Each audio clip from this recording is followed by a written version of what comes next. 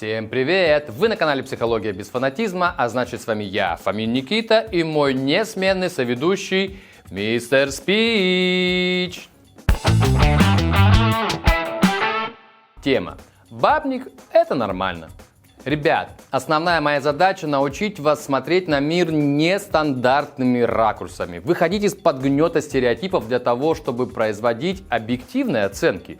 Мой стиль – это персонификация.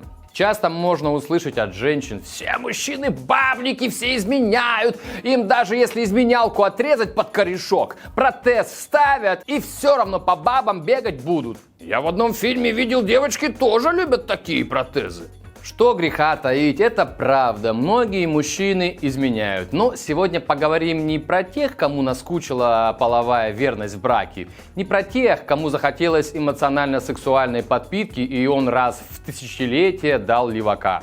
Объекты сегодняшнего разговора – это прелюбодеи со стажем, отборные кобели, которые не вылазят из чужих коек, как профессиональные спортсмены из тренажерного зала. Погнали разбираться. Первое.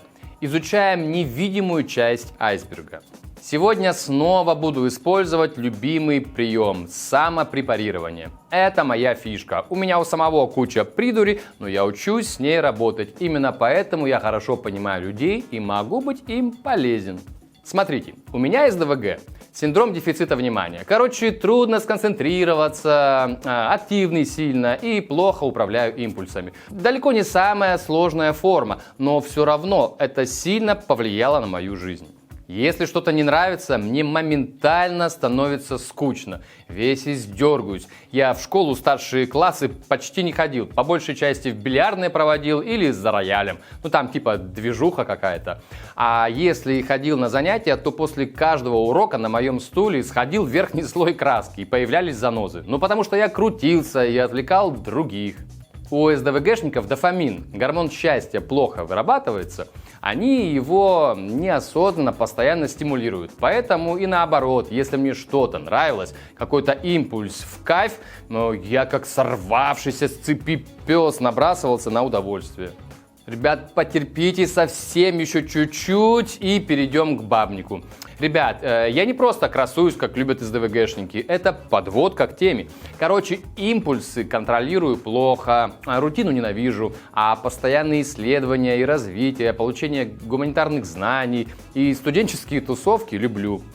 Поэтому к 40 годам я закончил обычную школу, музыкальную школу, юридический институт, психологический институт, аспирантуру по психологии, куча тренингов. А в этом году заканчиваю режиссерский факультет. И в связи с очередным новым видом деятельности, ну типа я же сейчас блогер, я задумываюсь о курсах. Кому я вру? Я задумываюсь об очередном поступлении на журналистику. И это я еще с очень слабой формой СДВГ. Для нас отсутствие движения или постоянных смен равно смерти. Ну помните, дофамина своего мало, нужна постоянная стимуляция. Дождались.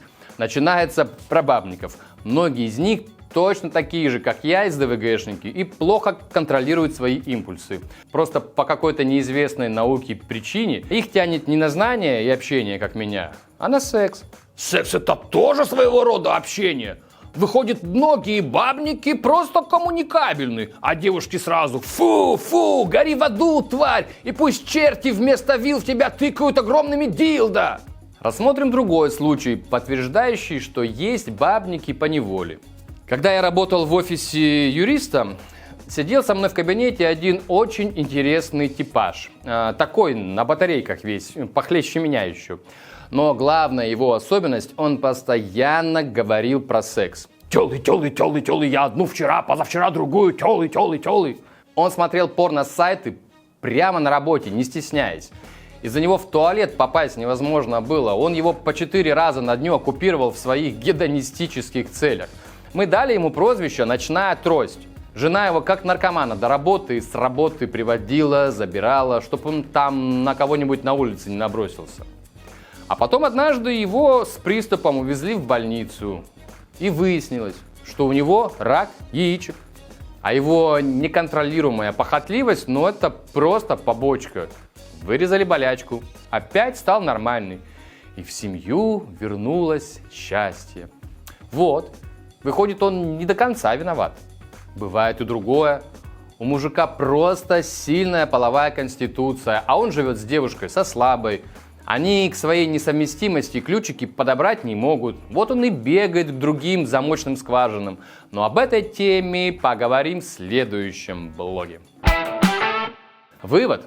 У любого поведения есть причины. Не стоит сразу вешать ярлыки. Чтобы лучше понимать ситуацию, в ней надо разбираться, в том числе изучать невидимую часть айсберга. Рекомендация от психолога. Что делать прекрасному полу, если они живут с бабником по неволе, а также что делать самому этому бабнику. Первый вариант – простить и понять. То есть оставить все как есть, без изменений. Но вот такой у меня Мишка, зато с ним не соскучишься. Второй вариант – простить и лечить. Девушка хочет изменить бабника по неволе, он хочет измениться тоже. Тогда лечение со специалистами, терапия, упражнения, таблеточки разные. Третий вариант. Если любой участник пары, хотя бы кто-то из них не хочет идти навстречу к другому, тогда простить и отпустить. Только не надо включать самобичевание. Все взрослые люди, никто не обязан без особого желания возиться с другими или меняться, пока не чувствует необходимости. Все равно не получится. Народ, пишите свои комменты, что вы думаете о теме бабник, это нормально. Пишите сюда на YouTube, пишите в телегу, давайте разбираться вместе, нам очень важно ваше мнение. Все, ребят, чао, это была «Психология без фанатизма», залетайте еще, мы вас ждем, а пока подписывайтесь и пальцы вверх!